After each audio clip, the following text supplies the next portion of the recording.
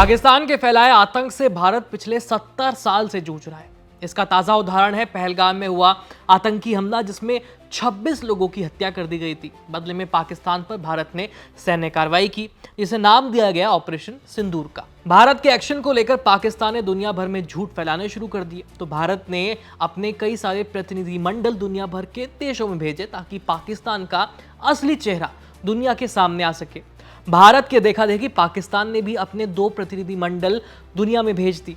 जहां भारत दुनिया को सच का आईना दिखाने की कोशिश कर रहा है, वहीं अभी भी कुछ देश ऐसे हैं जो शायद पाकिस्तान से कुछ ज्यादा ही मोह रखते हैं। ऐसा इसलिए क्योंकि पाकिस्तान को यूएन की सुरक्षा परिषद की एक समिति का अध्यक्ष बना दिया गया है, जिसका काम है आतंकवाद को रोकना। इससे आप कुछ ऐसा समझ सकते हैं कि बिल्ली को दूध की रखवाली का जिम्मा दे दिया गया है। तो क्या भारत की सारी कोशिशें फेल हो गई? पहले एशियन डेवलपमेंट बैंक से अरबों डॉलर्स का लोन और अब यूएन की सुरक्षा परिषद में समिति का अध्यक्ष बनाया जाना, क्या भारत के खिलाफ कोई बड़ी साजिश रची जा रही है? और आखिरकार आतंकवाद फैलाने वाले पाकिस्तान को ही आतंकवाद रोकने की जिम्मेदारी कैसे दी जा सकती है? ये कुछ गंभीर मुद्दे हैं जिस पर आज हम बात करेंगे।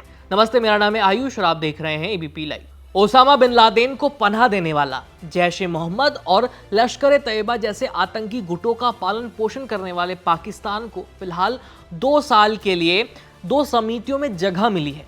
पाकिस्तान को यूएनएससी की तालिबान प्रतिबंध समिति का अध्यक्ष बनाया गया है और आतंकवाद रोधी समिति का उपाध्यक्ष चुना गया है। यूएनएससी के द्वारा पाकिस्तान को इतनी बड़ी जिम्मेदारी देने के पीछे की जो वजह है वो शशि थरूर ने समझाई है। उन्होंने कहा है कि यूएनएससी की 6 आतंकवाद निरोधक समितियां हैं। इनकी जो कमिटीज हैं वो 6 हैं। परिषद के सदस्य बारी बारी से ऐसी संस्थाओं की अध्यक्षता करते हैं। थरूर कहते हैं कि यूएनएससी की आधा दर्जन आतंकवादी रोधी समितियां हैं। परिषद के सदस्य बारी बारी से ऐसी समितियों की अध्यक्षता करते हैं। जब तक पाकिस्तान सुरक्षा परिषद में है तब तक इस तरह का विशेषाधिकार उसे मिल सकता है, लेकिन यूएन में भारत के स्थायी मिशन की नजर पाकिस्तान की गतिविधियों पर बनी रहेगी। इसके साथ ही थरूर का कहना है कि पाकिस्तान जैसे देश को यूएनएससी जैसी संस्था में कोई भी जिम्मेदारी देना केवल कूटनीतिक संवेदनहीनता ही नहीं बल्कि पूरे ढांचे की खामी को उजागर करता है। वजह चाहे जो हो, यूएनएससी के इस फैसले को पाकिस्तान की बड़ी कूटनीतिक जीत की तरह देखा जा रहा है और पाकिस्तान इन नियुक्तियों को एक बड़ी जीत के रूप में पेश भी कर रहा है। पाकिस्तान के प्रधानमंत्री शहबाज शरीफ ने कहा है कि ये उनके देश के लिए बहुत गर्व की बात है। इसको लेकर शहबाज ने एक्स पर पोस्ट भी किया है और ये बात भारत के लिए चिंता पैदा करने वाली है, क्योंकि ऐसी नियुक्तियां संयुक्त राष्ट्र सुरक्षा परिषद के स्थायी सदस्य देशों की तरफ से हरी झंडी मिलने के बाद ही होती है।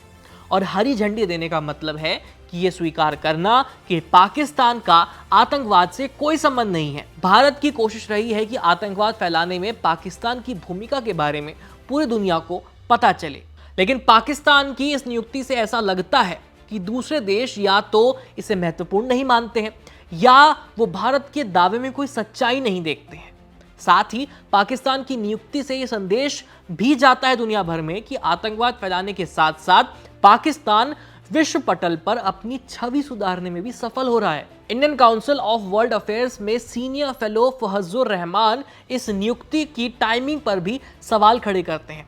रहमान के मुताबिक अगर ये नियुक्ति 5-6 महीने पहले हुई होती तो शायद इसको हम नजरअंदाज कर सकते थे या ये कुछ 5-6 महीने बाद होता और इसे एक रूटीन अपडेट की तरह देख सकते थे हम। लेकिन ऐसे वक्त पर जब 1 महीने पहले ही भारत ने ऑपरेशन सिंदूर को अंजाम दिया हो और इससे पहले भारत में पहलगाम अटैक हुआ हो और अभी भारत की प्रतिनिधिमंडल यूएनएससी के अस्थायी सदस्य देशों के दौरे पर हैं, तो इसे यूं ही दरकिनार हम नहीं कर सकते। वो मानते हैं कि ये पाकिस्तान की बहुत बड़ी कूटनीतिक जीत है।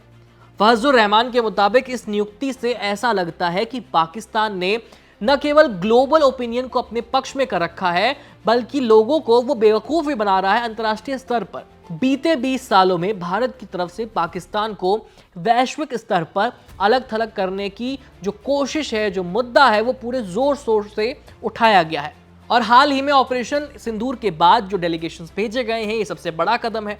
7 डेलीगेशन 33 देशों के दौरे पर थे, लेकिन ऐसा लगता है कि मानो ये सब कुछ बिल्कुल बेनतीजा रहा हो, भारत के किए कराए पर सब पे पानी फिर गया हो। तो क्या यूएनएससी में शामिल स्थायी देश भारत के खिलाफ कोई साजिश रच रहे हैं ताकि भारत के बढ़ते प्रभुत्व को पाकिस्तानी आतंक के जरिए रोका जा सके? आप क्या सोचते हैं इस बारे में? हमें कमेंट करके जरूर बताइए। फिलहाल इस खबर में इतना ही। मिलते हैं आपसे किसी अगले वीडियो में एक और मुद्दे के साथ। तब तक this is Ayush Kumar signing off.